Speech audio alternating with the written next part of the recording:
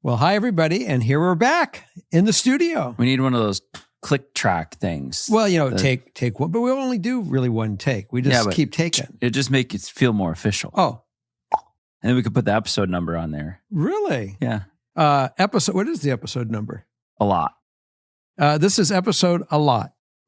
And if you haven't seen all of the a lot, start from the beginning and let's binge through it.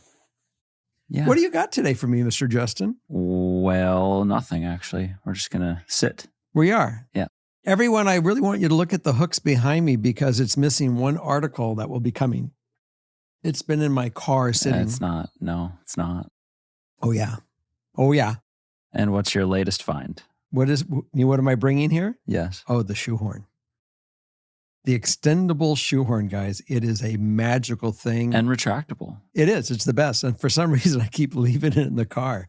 But it's got a little screw thing that you can put a hook on it and it will go perfect right on that. And so they'll see my shoehorn because I live by them. Oh. Everywhere I go now, I've been buying shoehorns and leaving them like little fairy dust. Is there one at our house? I left one at your house. It's in the drawer. It's perfect. Okay. Because when you walk in your home, the first thing you really should do is take off your shoes. You shouldn't track all the No, it's bad. The germs and everything that you get on the street into your home. I mean, that is the number one place you pollutes the home and the air. It does. Very good. All right, so well, this leads perfectly into our theme, or really not at all. And the theme is? But I'm just trying to segue. Okay. Family or foe? Family or foe? Ooh. Or both. A family foe. Ooh. Okay. Let's see what we got. Up for interpretation. Yeah, because I know a lot of people that have family that they still are foe. And they have issues. There are people, a lot of family dynamics. It's quite interesting. Okay. And I see it every day, by the way. Well, you're going to see some more today. Let's go. Let's see if life experiences have anything to shine on this for you guys. Okay.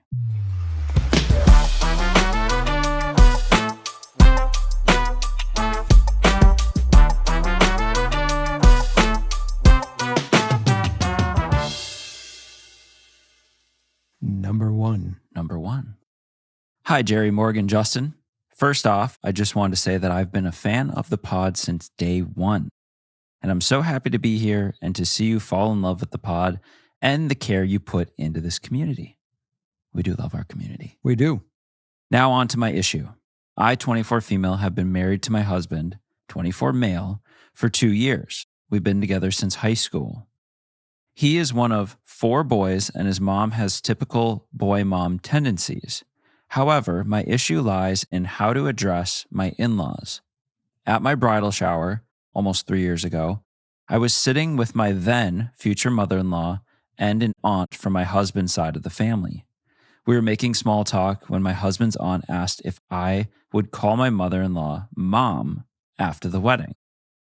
Mother-in-law laughed and instantly said no and repeated it when the aunt asked again, thinking she was joking. When it seemed clear to us both that she was serious, we made awkward eye contact and I sat there quietly. It really hurt my feelings at the time, especially being the first daughter-in-law and the fact that I was embarrassed at my own bridal shower. It has obviously been some time since then, but mother-in-law occasionally refers to father-in-law and goes, Mr. F, or whatever, when I'm around. I can't help but feel this is pointed and targeted at me each time. Am I reading too much into this? How should I proceed? I don't have many friends and my husband tries to mediate, but it's hard when it's family. Thanks again. Love you all. You only can be you. I'm going to start with that. And, if she's got this hang up or whatever her gig is, I would ignore it. I wouldn't, give it any mileage because at the end of the day, there's nothing you're going to do that's going to correct her by having a heart-to-heart or a conversation with her. I think it's just time and for someone really to really accept who you are and whatever their own dynamic and their baggage that's inside of their head. I mean, Justin has a very special part for my life. And do I look at him as being a son? Sure. Absolutely. Can he call me dad? I think he still likes calling me Jerry. So you know, it's or Jer. I mean, people have their own thing, and I accept whatever it is, and I have my feelings on where I feel with them in my life. Morgan calls me. I call her daughter. She'll call me up, or I'll call her and say, "Daughter, what you up to?" And that's just something that I kind of got into recently. I don't think I did it years ago. More recent. And you call us kitties. I call you kitties. Yeah, my little. What are you up to, kitties? I don't even know I do it. Isn't that funny? Yeah. So I would again, don't take it any which way, but she in her own way will find her place and your pace. And as you have kids and life, develops more time between you, that connection hopefully gets stronger and that bond gets stronger. And if she's, dysfunctional with that, yeah, you can't fix it. It's just don't react. Yeah. Ideal outcome here. I won't force someone to pretend to like me, but I feel like I'm being pushed into the bad guy position for referring to them as Mr. and Mrs. F. I want to feel confident in my decision to leave things as they are or address them. Some additional info. One of my brother-in-laws has gotten married and another has recently gotten engaged. At my sister-in-law's bridal shower, mother-in-law gave her a card that said, "You can call me mom." It was a really emotional moment between them, and that really stung. Now that I have another soon-to-be sister-in-law, I can't help but feel the issue will come up again, and it hurts. I thought mother-in-law was relatively close, but this is a sticking point for me. Man, I hear you. And who knows what this woman will be with that daughter-in-law in 6 months. She might be, call me forget Mrs. F, call me Mrs. Finkelstein. I mean, she may make her spell it out. Yeah. You just don't know, but you can't let the dynamic affect you. Be you. Simple and sweet. Be who you are. And don't let this change you from who you are. That's all I can really say. Yeah. Well, in the ideal outcome, I want to feel confident in my decision to leave things as they are or address them. And that's what you should do. If you feel compelled to address them at a given time, if the pattern continues and nothing ever changes and you feel you want to address it, then go ahead and address it. You know those words, what's up? Like, what's up? Yeah. But also then if you want to just leave things as they are and focus on you and your husband and, whatever the interaction is with the in-laws, see how it evolves over time. But like you said, be you. And if you feel like you want to address it at some point, go for it. Justin, I totally agree with you. I think that at one point, if it persists and it really becomes a stickler, you can certainly get her in a corner and just say, can you explain to me? We've been family now for 4 years or 5 years. Can you tell me what your issue is? Because obviously I don't want you to have an issue. I would like to be able to clear this up. So please explain to me whatever I did that pissed you off that you have this behavior with me. Yeah. If you get there, I mean, it's hard when you're comparing also how you see a different person's being treated in a similar situation. And yeah, I mean, maybe when I was a kid, I had certain friends refer to my parents as Mr. This and Mrs. This, and they were very polite, very proper, that kind of thing. But I feel like I don't even really hear that these days when you're on a personal relationship with somebody. I get it's different in professional setting, but it just feels so weird. I don't know. It would be the weirdest thing in the world to be like, how are you today, Mr. Siegel? Well, it's a different time than what we had back. I mean, the way children are raised today and what they're taught with manners today compare when I was, 7 and 8, it's different today. We were really trained early on that you call them Mr., Smith, Mrs. Smith. You didn't say this or that. And, it was disrespectful to do otherwise. Right. I never go to Morgan and say, you must call them Mr. Olson or Mrs. Olson. That's Billy. Yeah, exactly. That's just how it's not necessarily rude these days. It's just things change. And that was my fault. I mean, was I wrong to say, hey, feel welcome to call Billy Billy rather than Mr. Olson? Yeah. It was, Billy is, he, to me, it wasn't as formal. It was sweeter and brought people closer. And I look back at the time of the people that were in my life when I was growing up that became, not blood uncles, but became uncles because of family. Mm-hmm. And so rather than calling Bob Weinberg, Mr. Weinberg, I called him, Uncle Bob or whatever it was. We had uncles because that was the respect level that we love you that much that you're part of our family. Yeah. So you're just going to have to really just have the conversation. If it really persists and you really feel that she doesn't like you and she's just being disrespectful to you, you really have to then say, what did I do that pissed you off? That causes you to have such hostility, which I feel. And I don't want to feel that. And I'd like to fix it. And when you hit somebody with that, they may be knocked off guard enough that they might, come clean. Yeah. Just fill it out. Okay. Okay. On to number 2. Hi, Jerry, Morgan, and Justin. I've been a listener to this show and THT since the beginning. I wanted some advice regarding my husband. I honestly don't know if I'm in the right or wrong. My husband, 25 male, and I, 25 female, have been married for 7 months. He is a veteran that gets a monthly paycheck every month. We are doing great as far as bills go, but we are drowning in debt due to our recent move from Tennessee to Florida. He hasn't been working since July. It is now January, and I haven't said much. I work a full-time, work-from-home job with an insurance company. Starting in October, he enrolled in school to be a marine mechanic. He goes to school from 6 a.m. to 10 a.m. during the week. He usually comes home and plays video games. I wanted him to get a job to help pay off the debt, but it seems as if he's just fighting it.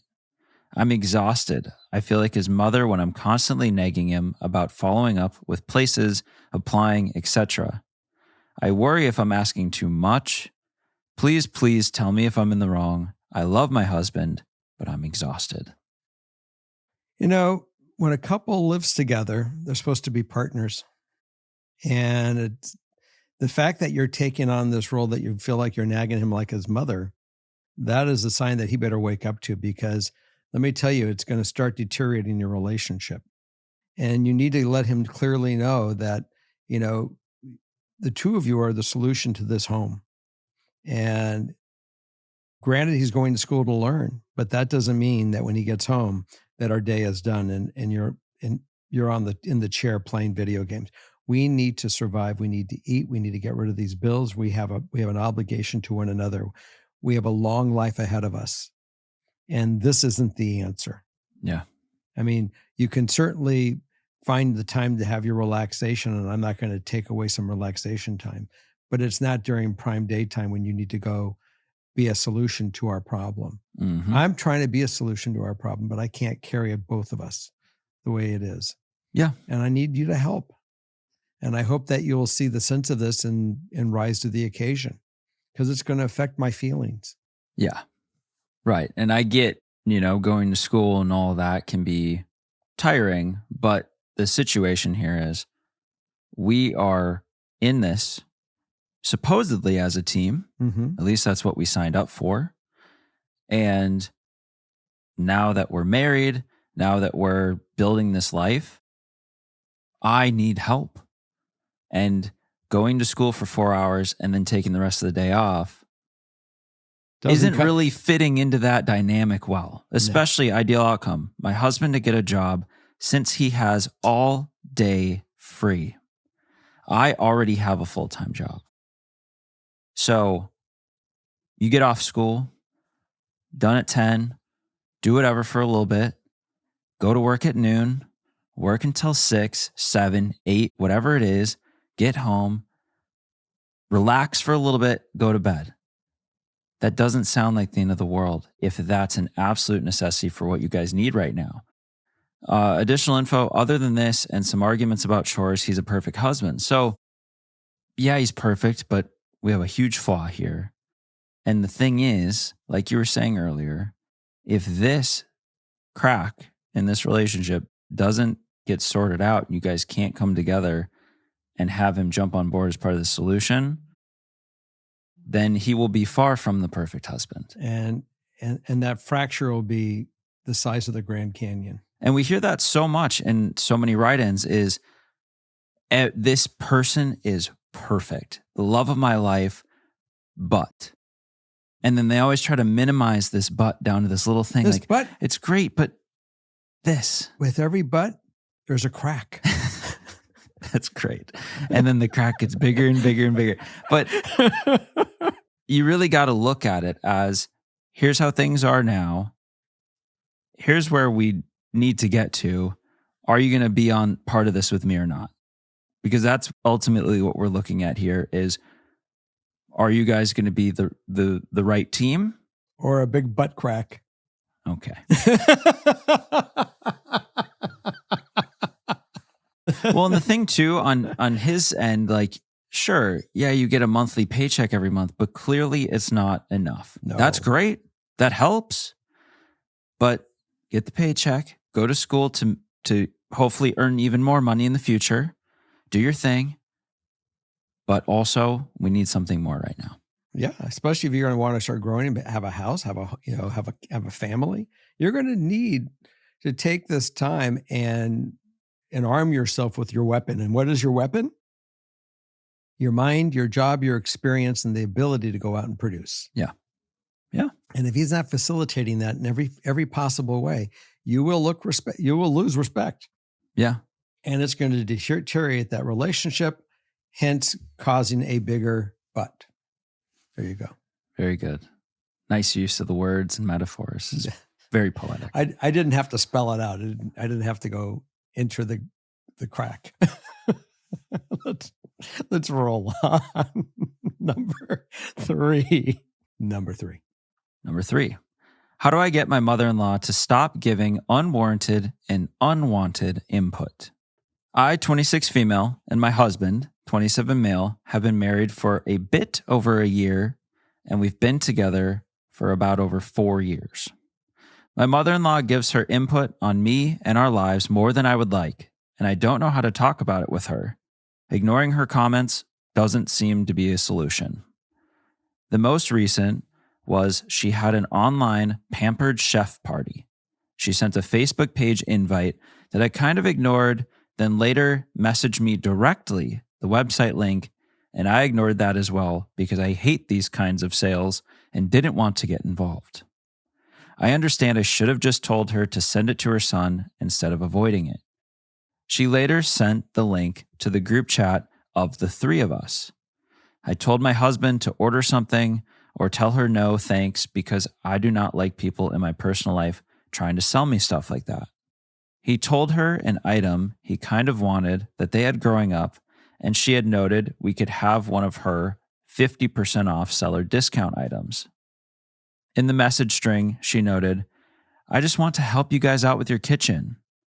His parents have not come to where we live, 2.5-hour drive, in the entire time we have been together.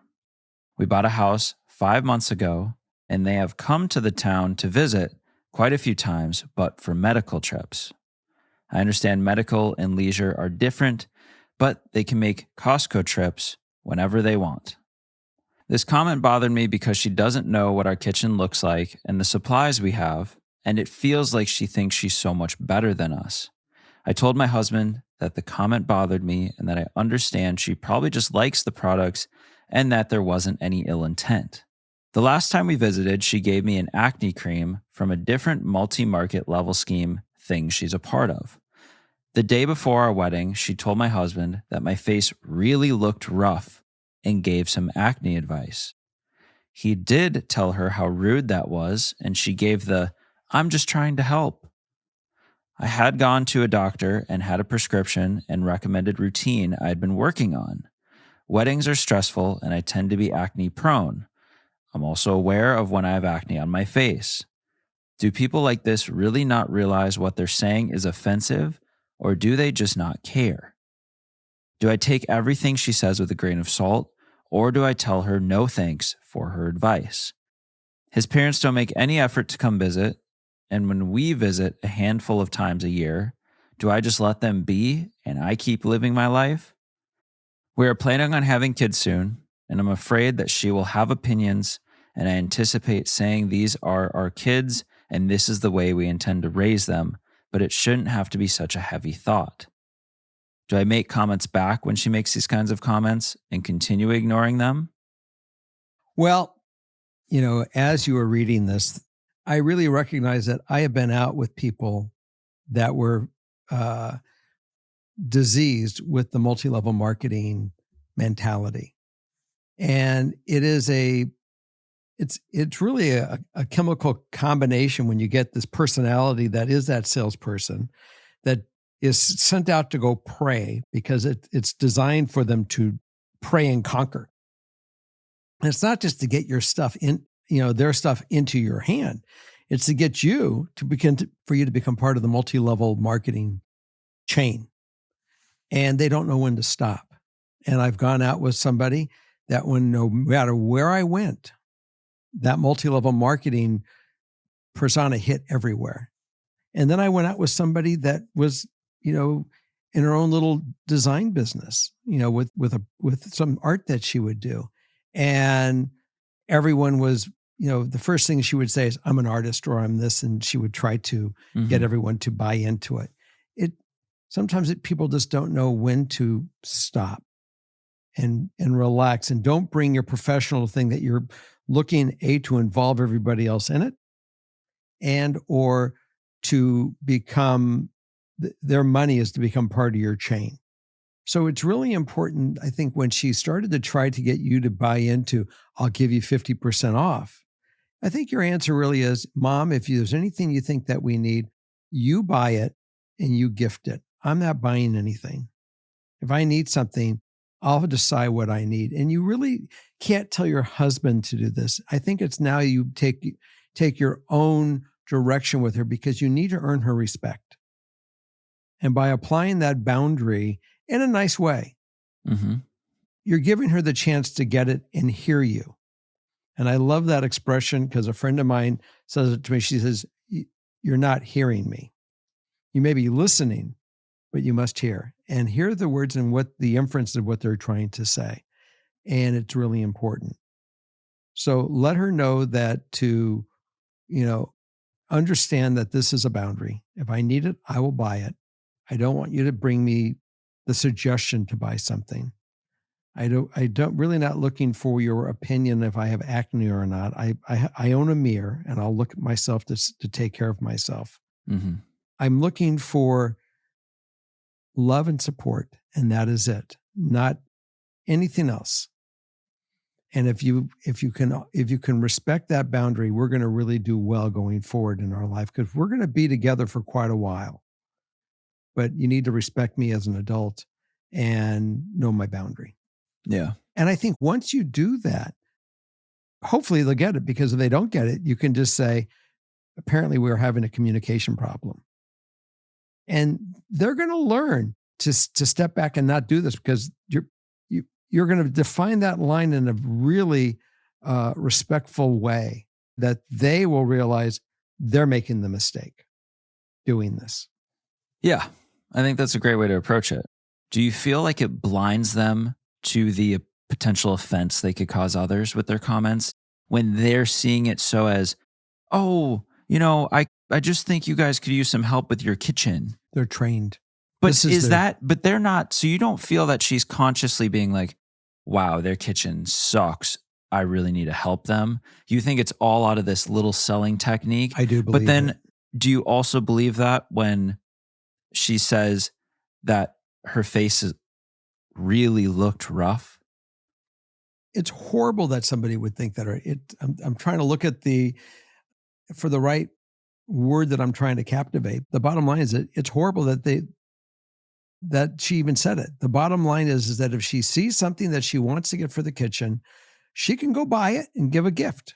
No one's stopping her. I mean, I see stuff that I may want to get you guys, and I'll just go buy it and I'll say, here you go. I think I may have bought some oil because I love the good olive oil. And I know it's good polyphenols, and not that you guys can't buy olive oil, but you may have been unaware of this polyphenol. I bought it from my brother, in fact, and I sent it to him because I thought it would be healthier for him. Now, he got an olive oil as a gift. He gets to make that choice. Does he want to use it or throw it away? Yeah. And that's where it is. So, I mean, I say if she sees something she wants to get him as a gift, by all means, buy him the gift. But don't call them and say, hey, I'll get you half off for this. Yeah. Well, and I think what you're saying earlier about the setting the boundary, what you started with, I think if you're concerned at all that maybe this is all due to the marketing schemes, or maybe a little bit she doesn't like me. I think when you set the boundary though, because we don't have the full context of every part of this. We have little snapshots. But I think if those are both playing in your mind, setting this boundary and kind of shutting down this marketing side of things, the way she responds to it and the way things happen going forward, I think will really reveal if it is all in that, eggs are all in that one basket, or if there's some issues between. I just think everything you started with will put you on a path that then you can start making more intricate decisions moving forward. And if there's other boundaries needed, because the ideal outcome, have mother-in-law not make uninformed, offensive comments or gestures. So let's figure out if that is just so due to her being in the sales mind and not being able to shut it off, or if there's some other issues to work through as well. Yeah. And my advice is only because I have dated women that have been in this world.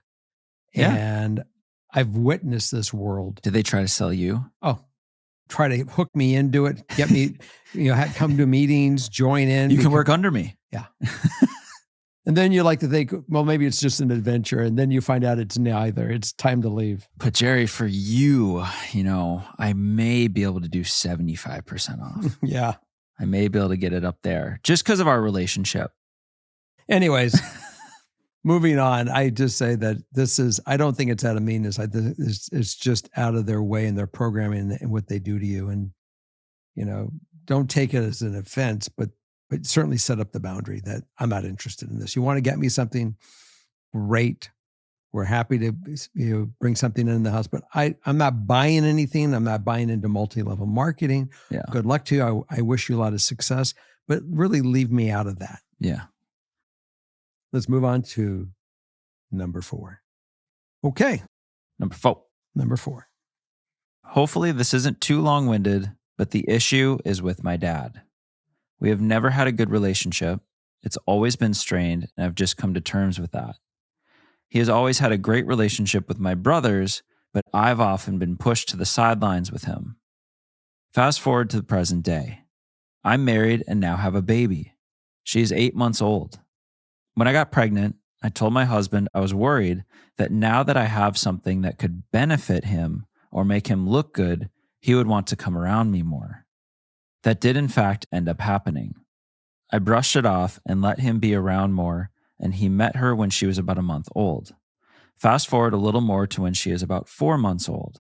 He came to town to visit a niece of mine that was born, and I asked him if he had talked to my mom recently. They had been divorced since I was 7. I am strictly no contact with her. I haven't spoken to her in almost 2 years, and he knows this and knows the reasoning behind the no contact. This is important. He said he hasn't talked to her and that she's more drama than it's worth. I agreed, and we moved on from the subject. The next night, I was checking my sister's location and noticed my dad's location was in the area my mom lived. I took a closer look, and he was at her house. I called him to ask about it, and I asked where he is, and he said, quote, "Oh, I'm at your brother's place." He was going to be staying there that night, so gave him the benefit of the doubt that he wasn't straight up lying to me. We talk a bit more, and I ask again, "So you're at his house right now?" He said, "Yeah," and quickly changed the subject. I hang up and text him that I have his location and that he completely betrayed my trust by lying to me not only once, but twice, and that he knows how strongly I feel about my mom. Now, I'm aware he is allowed to have a relationship with her if he wants, but it irked me because he had recent pictures of my child, and I don't trust that he wasn't showing her them. He claims he never even went inside, but I know that's not true. Anyway, now he's moving closer and said he wants to come around more. I have a hard time being okay with that and don't know if I'm being dramatic, not wanting him in my daughter's life, at least right now, because he's broken my trust completely. Ideal outcome, I would like to find a way to tell him how he can earn my trust back, but I'm honestly at a loss for that. I'm guessing that you evidently have made it very clear to him that you don't want anything to do with you or your child or your life to be brought in front of your mom, that she is excommunicado. I mean, she's done. Mm-hmm.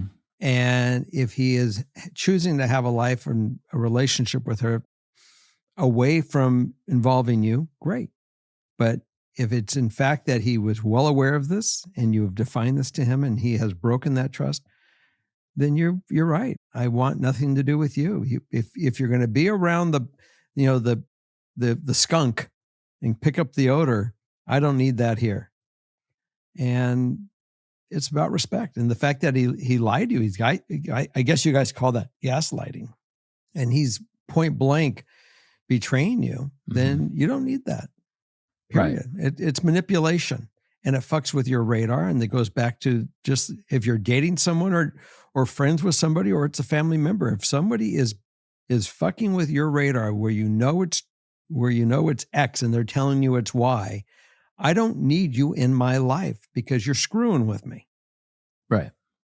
Yeah, we really have an issue of trust overall here because, like you said, if he was able to have a relationship with the mom, be clear about it up front to her and say, hey, you know what? I have been XYZ with mom, whatever. But I will hold true to you that I will not share anything about you. I will not talk about anything. I'm not going to show any pictures. If you actually had that trust with him, that would be a different story. The thing we have here is he's obviously lying about being around her, interacting with her. And even if he were to say, yeah, I'm not going to share anything about you, I'm not going to show pictures, you already can't trust him as it is. Right. So I think you are justified. Now, how do we find a way to tell him how he can earn the trust back? Even though we're it seemed impossible. Is there anything that stands out to you that's how we could even begin down the path of repair? No phone when you come to the house, no pictures when you come to the house. You can come in and you can enjoy us by ourselves, but that is where it is. I don't want anything until I feel comfortable. You got to live under these rules. Mom is out of my life, and you got to really be clear on it that I'm not going to allow you to fuck up, because if me allowing you to fuck up, then I fucked up, and I got to cut you loose. Mm-hmm. Yeah, I mean, I guess it's all about the feeling of it. If you get to a point where you want to give him another chance to come hang out and see what happens, and you don't hear anything from mom or anyone related to mom that's now like making it obvious that he's spreading information or showing pictures and things, then you could give it a shot. But it's really going to be your gut feeling as to, okay, this feels different. Him and I are a lot more connected. He's being open and honest about things. And I do feel that he isn't crossing this boundary. That's where you could start to get back to something healthy. But for right now, because this is so fresh and because it was so blatantly an obvious lie, it's going to take some time. It's going to be hard to get there. So I just think it's kind of a gut feeling. We have a little additional info. We have also told him in the past, no posting any pictures of my child anywhere. He said, okay. And a few days later, he posted a picture of her on our family Facebook page. This page has a lot of people. I have zero idea who they are. And he said he just had to. And it was only to family. Shut him down. He still has not apologized for that either. Also, with the main issue, he did admit he would have never told the truth about being at my mom's unless I called him out for it. So we have a giant hole to climb out of. We do. And you just point blank say, this is how we got here. And you're going to have to trench your way out of this thing because right now you're in a hole with me. Yeah. And you can accept it any way you want, but I'm going to protect myself and I'm protecting my child and my life. And you have not been a part of the solution. You're a part of the problem. Yeah. Okay. Let's move on to number 5. Okay. Number 5. I'm ready to go. Hello, family. I have a 10-year-long white lie I have been living, and I'm not sure if I should keep it up or figure out a way to break the news. I'm allergic to salt water. It's called saline-dependent aquagenic urticaria. If I use Epsom salts, bath bombs, or swim in the ocean, I will get a rash. Mm-hmm. It is painful and can last for days, a week if I really ignore it. Wow. Like the time I was on vacation and decided to swim in the ocean a few times. I can even get tummy problems. I've known of this allergy for a long time, with my first bath with Epsom salt being at the age of 5. I have a reaction every time, but sometimes rinsing immediately after can help the after effects.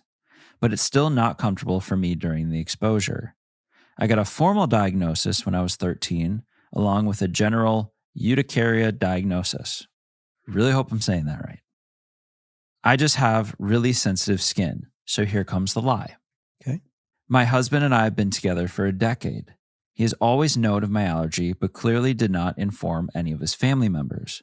So, our first Christmas together, his family gifted me with bath bombs and Epsom salts. This is quite literally all I got from them. Now, I could have spoke up right there, but I'm the type of person that believes it's the thought that counts. So, though I couldn't use the products, I smiled graciously, said thank you, and eventually re-gifted them to other people. Well, fast forward a decade. That continues to be the go-to gift for me every year for every occasion. I feel like it's gone on for so long now, I can't bear to tell them that all this time I have been unable to utilize their gifts or that I have been giving away their gifts. But I also feel slightly frustrated that my husband didn't say anything to them from the get-go.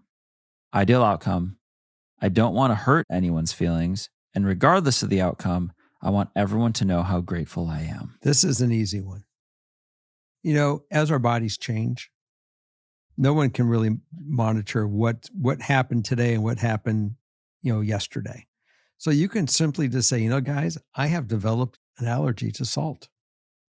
Please do not bring me any more salt. Yeah. And that way you don't have to worry about the past. You're only going forward. You guys, it was so great, but now I have a problem with it and we just can't do it. And let it go at that. It's simple. And they'll know, don't bring you salts anymore. True. Easy. Okay, so let's address probably what's the bigger issue here. Okay. And I'm going to use the additional info to elaborate on it. I feel like my husband has had many opportunities to suggest other gifts or lead them in a different direction. Like when someone says, "What does she like?" Or, "I'm going to this store that specifically sells bath bombs." But he doesn't seem to perk up at that moment. Sometimes it can be hard to have certain conversations with in-laws, and so part of me does feel like it's more his responsibility. But recently, just before Christmas, we had a convo about this again. He said, "How about I tell them it's a new allergy?" I think it's not a horrible idea. I knew with only weeks to Christmas that they probably already purchased all their gifts. With such short notice, I didn't want anyone to feel stressed that whatever they got me will no longer work. I do not believe this is your husband's responsibility. You're a decade in this family, and I think quite clearly you can speak for yourself and say, guys, I really want to thank you for your thoughts, but for now on going forward, please don't bring this to me anymore. You're a big girl. I'm not putting this on your husband. Sorry. That's fine. I mean, at this point, sure, you can bring it up, but wouldn't you just think if people kept getting Morgan something she hated and it happened 2 years in a row, don't you think the common sense thing that I would do as her partner would be like, "Hey guys, by the way, this is a little awkward, but she really doesn't like this stuff. Like, let's find some other things." Don't you think as someone's partner, you would do that? Something you I'm getting an applaud from Morgan for her fiance that they have a meeting of the minds and they agree on this. I really feel at this point in time exactly that she has a mouth. She is a part of the family. She can speak up and she can do this and just say, I'm allergic at this point. I can't go in the past. I only can go forward. He didn't do it in the past. She didn't do it in the past. Everybody could have done it in the past. But she is the adult here. She's the one that's receiving these gifts, and she had no problem to say, guys, I have an allergy. I can't do it anymore. Oh, I totally agree with you. I think she can definitely do it at this point. I just would also like to add along in there a question to husband and be like, where were you? Why didn't you do this? Like, we have a great solution. Yes, we all agree on how we're moving forward and how this is a non-issue going forward. But I'd just like to know, why? I'm with you. He didn't do it. Do I want to go be frustrated with him at this point? I do not. I mean, it's past. You know, if it was a contention for her, she could have easily gone to him and say, this is a problem for me. I don't want to address your family. Can you please do it? And they could have had that conversation. And set the standard for the future. Because this could come up in many different aspects of life. Then set that standard that it's up to you to go fix my problems. Well, no, not that, but more just, hey, let's have each other's back a little bit in this life. I hear where you're going with it. My feeling at this point in time, she is 10 years in the family. If she's going to define this with him, define it with him is correct, and that let him handle it if that's what their relationship is going to be. If she has an issue and and he doesn't get the message after they had this conversation, yes, she can try to go, have a conversation with him. I wanted you to be my backup on this. But, I kind of look at this at this point saying she is a part of this family. She can speak for herself. Yeah, I think you have a little both. Where it's like, hey, going forward, if you ever just randomly hear that something's happening that I wouldn't like, maybe you could mention it. But also, I'm very capable of also handling it on my own. But I would just like to feel like we're out there together. I got it. And I'm not saying that you shouldn't feel it, but I keep going back to the part that in the past, they didn't have this dialogue. They didn't have the standard. And if they did, there'd be a different opinion on my point. And there are going to be people saying, Dad, you said that, the mate should be able to handle their own situation. And he shouldn't have to do this, but if she wants it, she needs to define it. This is something that I want you to do, because some of the women that I've been out with and had relationships want to speak for themselves. They don't need me to speak for them. And I've had it both ways. So, I come from a different place. I come from, of experiences where I know people are very independent and they don't want me to, they want to be able to, if I wanted you to speak, I would have asked you to speak. And so you get both sides of this thing. So situationally dependent. It is. So like I said, she can define going forward what she wants. And she could have defined back then what she wanted. Yes. But she invalidated any expectation when she did not go to him and say, this is up to you to take care for me. Okay. Number 6. Your favorite. Hello, Jerry, Morgan, Justin, and whatever special guest happens to be on the episode. There may be someone right here, but we can't see them. Holly's ghost. Simply put, my parents got 2 new dogs, and well, I hate them.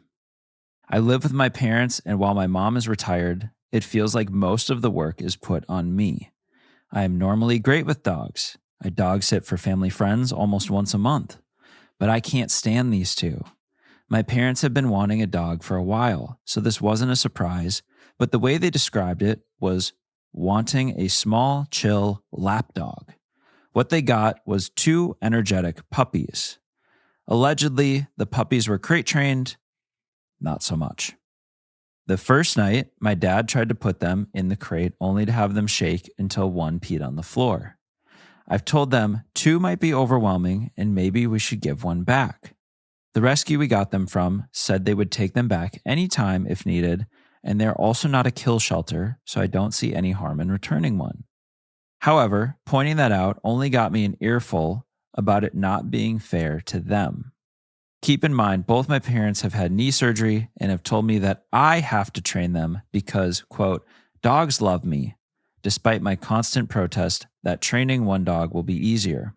I am not comfortable in my home. I feel like I'm walking on eggshells for fear of them barking or snapping at me. Ideal outcome, convincing my parents to give at least one of the dogs back, or at least not feeling like an outsider in my own home. Is it OP's home or the parents' home? Seemingly the parents. Well, I'm glad you get to live with your parents. So do the animals, because that's your parents' choice. It's their home.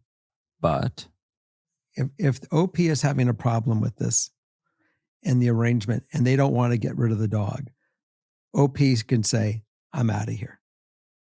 And you guys get to take care of the animals yourself. I'm not buying into this.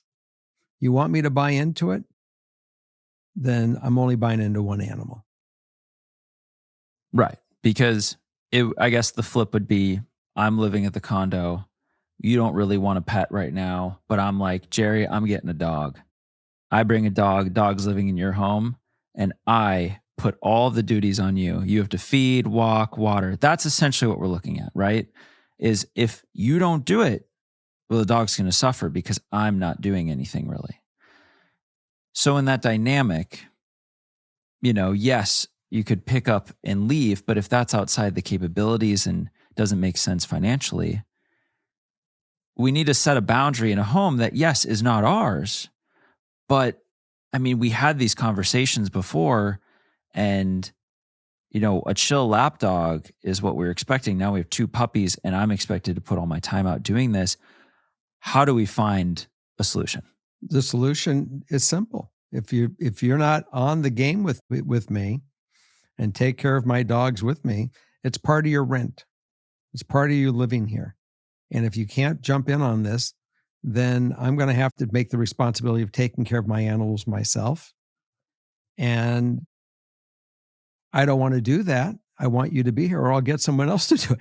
I mean, it's really up to these 3 people to come up with the solution. Where is the obligation? Who's got the obligation? If the parents want this animal and they don't want to maintain the animal, then they could just point blank saying, I am not a part of this. And if you want me to leave, I'll leave. But I'm sorry, it's their home. And if they want this animal and they don't want to take care of it, then they have a decision to make. Right, because our additional info, I can't just leave everything on them. My mom has depression and gets frustrated to the point of giving herself a migraine. And I know the dogs will only get worse if I leave her to yell at them. It just seems like it's really hard because I've seen this happen a few times where people who really should not Have animals. Yes, end up getting them for whatever reason. We saw this a lot in COVID with people getting all these dogs as companions and all these pets, and then they're back to work and the dogs sit inside a crate all day because people, were not naturally born pet owners to begin with, and now their needs have changed, and so the dog gets, neglected or whatever pet it may be. So when you have people who really shouldn't have pets and don't have the capability to have them, getting them, and then the responsibilities fall on other people, it's just like, when does it all fall apart? I'm going to be really hard-nosed on this one. If OP does not want to do this, then OP can just point blank saying, I'm not a part of this. And if it causes OP other hardships because of that decision, so be it. OP gets to make these adult decisions, what works for OP or not. And if it doesn't work, then you're going to have to jump off the train.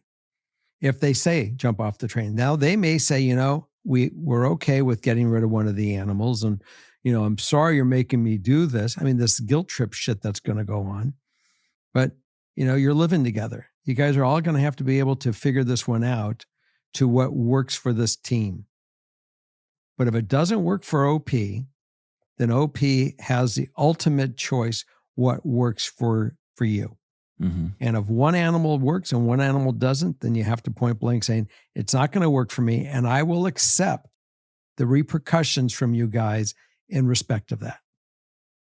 I'm sorry I'm so hard-nosed on it. I mean, it's kind of, this one's so multifaceted. You kind of need to make a move like that, Mm-hmm. set your boundary, if Mm-hmm. you will, and then see what the response is. And then you take your next chess piece and move. I mean, it's almost like on this one, we need an update to then continue the whole thing and then go from there. But at this point in time, it's, you gotta really make it clear. Here's the situation. And if they don't get it, you just gotta really enforce whatever boundary That's you set. it. And you got to hold your line and be willing to accept whatever repercussions come from it, whatever fallout happens, but it's real. And you have defined your line. They've defined their line. There's no misunderstanding. And families, they got to really do that. That's part of where everyone has problems. Everyone mushes up the line. Keep the lines defined. Know where it's no different than a relationship of any kind. You got to define what your expectations are of one another or what's acceptable and live within those lines so you guys don't continue to piss each other off. The last thing I think to bring up here for our rider is something called littermate syndrome. Yes. Which there can be certain issues that arise when you have two puppies at once. Mm-hmm. I don't know, how universal and how this applies in every case. I've never had two puppies at once, but going off of a quick search, it's a set of behavioral issues that can occur when two dogs are raised together. These issues can include separation anxiety, aggression, fear of new people, places, just as maybe something legitimate that you can add to all these reasons why maybe not two dogs at once for you guys is the best choice here. It's a beautiful idea to bring people knowledge. If you have information that will support and that they can look at and be comfortable with whatever their decision is going to be, I say educate them, show it to them. Yeah. And you can show all the facts and just say, guys, here are the facts of everything here.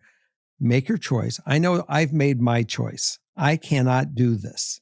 Bottom line, I have no interest in two puppies. Yeah. End of story. How you guys want to help each other get through it is up to you, but I cannot. And it goes back to you.